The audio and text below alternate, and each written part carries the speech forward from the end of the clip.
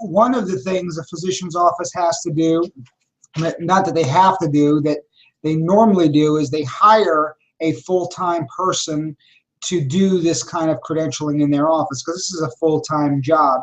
And, it can be very costly. That person can, salary could range, from $30,000 to $40,000 a year, or they use office staff to do their credentialing. Their manager, their sometimes the person that answers the phone, and they're really not credentialing experts.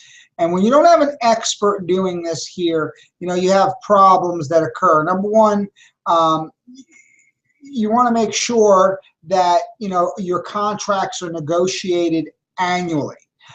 If they're not negotiated annually, what happens is you end up getting the same rate over and over again. We have a provider that called us up that asked us to to do their renegotiation on their contracts, because they haven't renegotiated their contract for several years, which he has lost over millions of dollars. Very costly on doing that. So a lot of the time, staff doesn't look and see when licenses expire, and next thing you know, the provider is practicing medicine with an unknown expired license. A lot of payers, new payers in the area that you miss out on bringing on.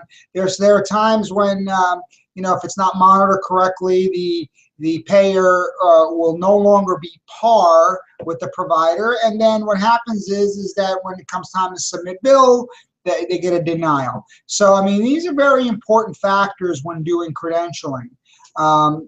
Mistakes by a professional who doesn't understand proper credential causes issues.